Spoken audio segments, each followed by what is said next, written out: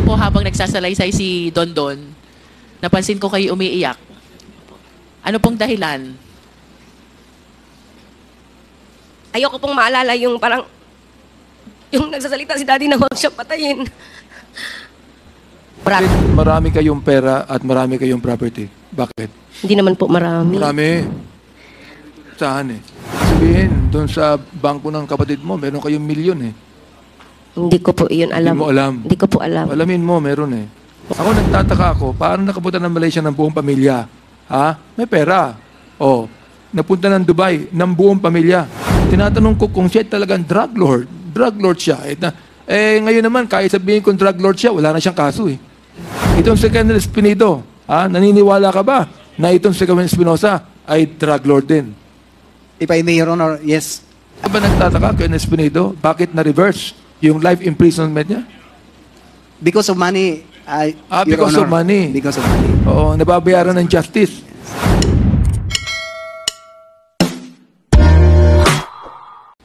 Kindly identify yourself, ma'am. Good evening to Miss Chair.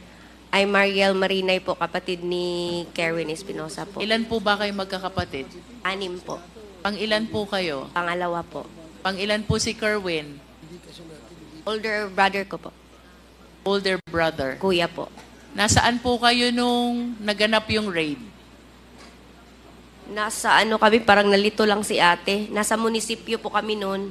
Si daddy kasi at that time po, nag-request pa kami na magpa-custody kay Sir Espinido sa police station.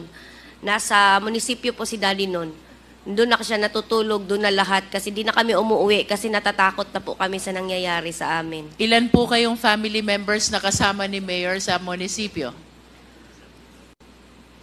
Ako, yung asawa, mama ko, tapos marami kami, ma'am, kasi yung mga supporters na iba, ma'am, bali sa office ni papa ko, siya lang, tsaka yung asawa, mama, tapos ako sa labas ng office niya, tapos kasama ko rin yung asawa at anak ko, tapos sa labas pa ng office po, yung lahat po ng mga supporters, andun po sila gabi-gabi, yung iba na iiwan po natutulog kasi nagro-rosary po kami doon.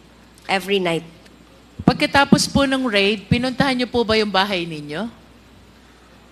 Ako hindi na po ako pumunta doon kasi natakot po ako. Sino pong nagpunta kung mayroon? Yung na lang po, yung mama ko po pumunta doon kasi doon siya nakatira. Alam niya yung mga gamit doon. Pagkatapos po ng raid, pinuntahan po ba ng mga polis si Mayor sa munisipyo? Hindi na po siya pinuntahan, parang na lang po, parang na yun, pinunta na hinatid namin siya kay Sir Espinido kasi takot na po si Daddy. Kanina po habang nagsasalaysay si Dondon, napansin ko kayo umiiyak. Ano pong dahilan? Ayoko pong maalala yung parang, yung nagsasalita si daddy na huwag siyang patayin. Ako kasi yung kasama niya palagi, ma'am, Miss Chair. Lahat ako, before po siya namatay, ako yung kausap niya nung hapon. Takot na takot si daddy nun. Yun lang po, ayokong marinig yung parang huwag niyo akong patayin. Nasaan po ba kayo nung nangyari yung insidenteng yun? November 5, 2016? Galing ako doon. Nag-visit ako kay Daddy Friday night, Friday ng afternoon. Pagkabisita niyo po sa kanya, saan po kayo umuwi? Sa Ormoc po. Hindi po doon sa bahay niyo sa... Nasaan ho ba ang bahay niyo? Baybay o Albuera? Albuera po, pero meron po ako sa Ormoc kasi maliit na po. Nag-ano lang po ako doon kasi yung mga anak ko po sa Ormoc po nag-aaral. Sinabi din po ni Kerwin doon sa kanyang affidavit na habang nasa krame siya, kasama ang inyong ina at kayo, Opo. ay kinausap siya ni Senator Bato upang makipagtulungan at idiin ang ibang personalidad kasama si Senator Laila de Lima. Totoo po yun. Andun po ako tsaka mami ko po. Maari niyo po bang isalaysay kung paano ho ba itong pangyayaring ito? Ang nangyari doon sa EIDG po, bali, di namin iniiwan si kuya kasi natatakot na kami noon sa nangyari kay daddy. So, dalawa talaga kami, babae, nagbabantay, si mami tsaka ako. Nung pumunta si General Bato, andun po kami ni mami. Sila lang ni kuya nag-usap, bali, dito sila nag-usap, tas dito yung bed ni kuya, para folding bed lang po. Tapos dito din yung folding bed namin. Nagsiksikan lang kami ni mami para lang po, di namin maiwan talaga si kuya. Narinig ko lang po noon, na yung naklaro ko lang talaga sa ko po, sa pinag-usapan nilang dalawa na, Kerwin, kumusta? Sabi ni General na na, Kerwin, dapat sumunod ka sa plano. Tapos parang ako din nakikinig ako, parang nanginginig din ako kasi si General yun, nakikita ko yun sa TV. Isog. Sabi niya, sumunod ka sa plano, Kerwin. Sabi ni General Bato sa kanya. Sabi ni General Bato na dapat kumpleto yung pagsalita niya daw doon sa kasi parang magpapunta naman si kuya siguro ng magsalita na sa Senado noon. Sabi niya, pag di mo yan di ka susunod sa plano, yun, doon na ako nanginginig, parang di ko na nga na, sabi ni General Bato na, pag di ka sumunod sa plano, tawag doon, yung parang daw, yung buhay ni kuya. Ano ba yung tawag doon, yung parang, malalagay sa alanganin po. Tapos, si kuya daw, tapos, isa din daw sa aming pamilya, baka sali din daw po. Kaya yun si kuya, nagyuko pa yun si kuya. Tapos sabi niya, sige ha, sabi ni kuya, opo sir. Ganun lang siya, opo sir. Tapos may tinawagan si General Bato, naka-loudspeaker. Ito, yung pinag-usapan nila, narinig ko, sabi niya, hello, Joby. Ganun ang sabi ni General Bato, hello, Joby. Yung sinabi niya ay, yung sa CCTV. Sabi ni General Bato, tas parang na yun, naputol na po yun, ma'am, kasi yung narinig ko po, yung Joby, tapos mahina yung marang boses ni Sir Joby, pero kilala ko yung boses ni Sir Joby kasi nagsama kami nagsama kami sa custody niya si Daddy. Si Sir Joby niyo pong nakakausap ni Sir Bato po. May binanggit kang kapag hindi sumunod sa plano, malalagay sa alanganin buhay mo, kasama ang pamilya mo. Ano yung plano? Parang same kay Daddy po. Kaya sinasamahan namin si Kuya. Ano yung plano na gustong masunod ni Senator Bato? Dapat daw po yung kailangang mga pangalan, isabi na po ni Kuya. Maari mo bang banggitin kung sino itong mga pangalan na ipinababanggit niya? Opo. Pakibanggit niyo po. Si Ma'am Leila de Lima po, tsaka si Peter ko po. Dalawa lang po ba sila? Dalawa lang yun po. Dalawa lang yung naano ko po. Peter, si Ma'am Leila de Lima, kilala ko naman po yun, senator yun. Ano pa pong sunod na nangyari pagkatapos nitong pag-uusap nilang ito? Nagtutupi kasi ako ng mga gamit ni Kuya tsaka gamit namin. Nakayuko lang din po ako sa tumayo na si Sir Bato at ginanon niya si Kuya na ayusin mo ha. Ganyan po. At pagkatapik niya sa likod, anong sunod na nangyari? Umalis na po si General po.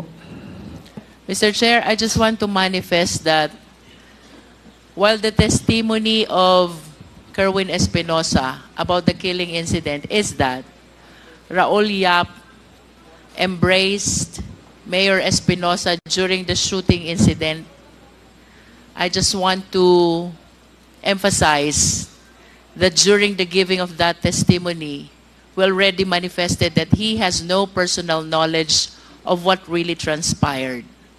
Because during that time, he was still in Abu Dhabi. And he was just relying on the information which is being given to him by his sources. Tonight, Mr. Chair, the testimony that is given to us by Don Don, the PDL, is that Mayor Espinosa was alone in his cell and Don Don is detained in a separate cell, as well as Raul Yap. This bolsters the fact, Mr. Chair, that there is no chance at all for Mayor Espinosa to fight back against the operatives. I will yield for now, Mr. Chair, to the other members. Thank you, Congresswoman Luistro.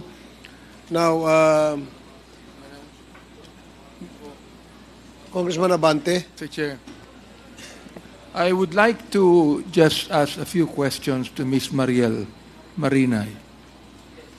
How do you know your brother? Kerwin, gaano mo siya kilala? As kapatid po, kuya po talaga Yes. kuya po talaga ng pamilya So, po. gaano mo siya kilala? Ano? Kuya siya, gaano mo siya kilala? Kilalang kilala ko po. Kilalang kilala Yes mo. po. Hindi siya drug pusher. Hindi siya drug lord. Hindi po siya drug lord. Totoong hindi siya drug lord. Totoo po. Ang nalaman, kasi kasama kaming lumaki sa Cebu. Bakit? Ano po si kuya, parang sipat ba yung parang Bakit marami kayong pera at marami kayong property? Bakit? Hindi naman po marami. Marami. Saan eh? Ano po, may auntie po kami yung nakasuporta sa amin. Yung Mayaman ba yung auntie mo? hindi po, mga kapatid po ng daddy ko po, side ni daddy ko po. Andun sila lahat sa labas ng bansa po. Ibig sabihin, doon sa bangko ng kapatid mo, meron kayong milyon eh. Hindi ko po yun alam. Hindi mo alam. Hindi ko po alam. Alamin mo, meron eh. Wala. At marami kayong property sa iba't ibang pangalan pa. O, Sorry. kaya ako, nagtataka ako, kung ang kapatid mo merong lehitimong trabaho, ang sabi niya, nagpunta siya ng Malaysia, buong pamilya. Yes. Ako nagtataka ako, paano nakapunta ng Malaysia ng buong pamilya? May pera. Napunta ng Dubai ng buong pamilya. Alam mo, Mariel, nagpupunta ako ng Dubai ilang beses sa isang taon. Alright? At kung ikaw ay walang trabaho doon, makukuha mo lang tourist visa ng 3 buwan at hindi mo makasama ang buong pamilya mo. 1 o 2 lang. Yun ang alam ko dyan. Oo. Ngayon, makakatira ka sa Dubai nang merong kang permanent visa kapag bibili ka ng bahay sa Dubai. Matagal ang kapatid mo ron. Matagal. Sa Abu Dhabi. Oo. Abu Dhabi pala. Matagal ang kapatid mo ron at ang kanyang pamilya. Oo. Kaya nagtataka ako kung hindi siya, sabi niya sa amin dito, sayang wala siya rito eh. Sabi niya sa amin dito na siya ay naghahanap ng trabaho sa Abu Dhabi. Nagtataka ako, anong trabaho ang hanapan niya sa Abu Dhabi? Di ba? Marami siyang pera sapagkat tumira siya na ilang buwan doon na wala siyang trabaho. Nagbalik siya rito. Oo, nagbalik siya rito. Kaya, tinatanong kita kung gaano mo kilala ang iyong kapatid sapagkat tinatanong ko kung siya talagang drug lord siya. Ngayon naman, kahit sabihin kung drug lord siya, wala na siyang kaso eh. Di ba? Na-dismiss na lahat ng panahon na dating Pangulo eh. Hindi ko alam kung gaano kalakas ng kapatid mo, lahat ng kaso na dismiss. Dismiss. Nakakawala na siya ngayon. Kaya kahit nasabihin kong drug lord siya ngayon, at yan, nandiyan si Director General Lasso. Director General Lasso, hindi ba nasa drug watch list pa si Kerwin Espinosa? Yes, Mr. Chairman. Under surveillance pa siya, di ba? Yes, Your Honor. Minomonitor niyo mga lakad niya, di ba? Yes, o Your yan.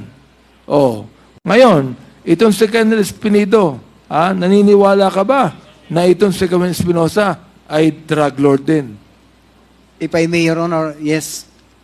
Kerwin Espinosa, sana sa pagtingin ko, Your Honor, Mr. Chair, pagpunta dito, para magtanggap na lang, iaminin na siya. Drug lord, total, hindi man siya makulong. Pagkatapos, isabi niyang lahat, dahil pinatay yung papa niya, yun lang sana para paniwalaan. Kerwin Espinosa, 2009, he is convicted for life imprisonment sa Cebu. Nag-appeal siya, then reverse ang Hindi appeal ka ba, niya. hindi ka ba nagtataka, Ken Espinido, bakit na-reverse yung life imprisonment niya? Because of money, Your Because of Honor. money. Because of money. Oo, nababayaran ng justice. Makita doon kung sino nag-release. Nag-reverse. Oo. Ngayon, gusto ko lang sabihin sa lahat, sa mga nanonood nating milyon-milyon mga taong bayan dito, ito pong Quadcom hearing, hindi pinoprotektahan ng drug lord. Dito, ini-expose ang drug lord. Okay? Ayaw namin ng drug dito sa Pilipinas. Ngayon, gusto ko rin sabihin na ako naniniwala ako sa war on drugs. Tama ho ba ako? Tama yung war on drugs. Dapat talaga labanan. Ang hindi ko pinapaniwalaan kung bakit kinakailangan merong patayin na more than 20,000. Tama ba ako, Colonel Espinido? Oh. Tama ba ako, Yes, Colonel Garma? Colonel Garma, tama ba ako? Naniniwala tayo sa war on drugs, di ba? Pero hindi ako naniniwala na more than 20,000 ang kinakailangan patayin. Tama ba ako? Tama, di ba? Oo. Yes, Mr. Oh, Chair. Director General Lasso, tama, correct. Okay, General Torre, tama ho ba ako? Yes, sir. Kasi, naniniwala tayo ron eh. Pero gusto kong sabihin sa inyo, dito iniimbestigahan natin ng EJK, yung pong mga pinatay, whether they be drug pushers or drug lord, pinibigyan natin sila ng due process.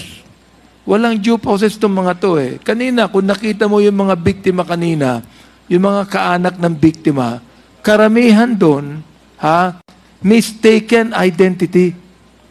Karamihan doon, can you imagine, 9 years old pinatay. Sa Cebu, merong 3-year-old napatay ng stray bullet dahil sa war on drugs. See? Dito sa Maynila, pinatay yung drug lord, nakasakay sa tricycle, pati yung driver ng tricycle pinatay. Yun ang ayaw natin. That's the reason why, nais kong sabihin po dito, that we do not want to protect any drug lord here or drug pusher here. We want to expose them. We want them to be charged according to law. Yun ang nais po natin. At ayaw natin na merong mga libo-libong napapatay dahilan dyan. Ayaw dahil ng reward system. Hindi ba? Okay. General Torre, nandito ka nung aming iniimbestigahan si Colonel Marcos, di ba? Na ang Yes, sir. sabi niya, ganun din sa'yo, Commissioner Bernardo, dito ka rin, di ba? Si Colonel Marcos, sinabi niya sa kanyang pulis na papasukin ang selda ni Mayor Espinosa, Rolando. Pero ang sabi niya, i-restrain nyo lang. Pero pinatay. Pinatay ng major at pinatay ng 7 pulis. Okay? Ngayon, ito po ang question ko. Ano ba ang dapat gawin ng kapulisan? Diyan. Tatanungin ko muna si Commissioner Bernardo, ano ba dapat gawin ng kapulisan sa isang major at 7 pulis na pumatay sa isang nasa selda ng walang kalaban-laban? Anong dapat gawin dyan? Your Honor, Yes. in this particular case, there was a decision of the Supreme Court that tells us that although they can apply for a search warrant in a detention center, however, that the search warrant sought for under Judge Sabera, the search warrant that was sought for Meros Espinosa was not at all properly done. And therefore, the judge were fined for 20,000. I make this preliminary statement considering the fact that if the search warrant was irregularly sought from the court and it was rendered to be irregular, they loses the defense of good faith and presumption of regularity. And therefore, it is incumbent upon them to substantiate the legality of the warrant of arrest and the execution of the same. Furthermore, there was death as a result of the supposed execution of the warrant of arrest. They admitted that they killed the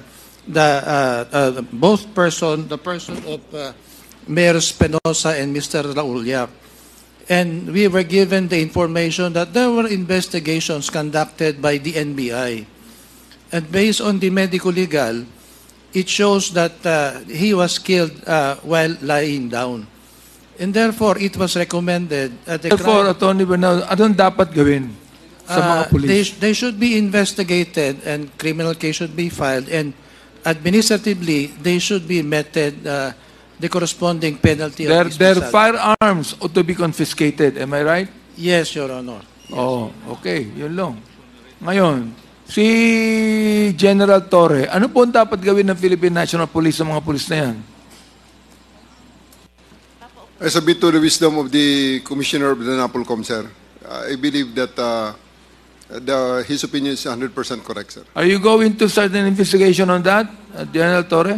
Yes, sir. The cold case files were already pulled out, and we are already in the process of re-examining the documents, sir. Thank you. I hope you will.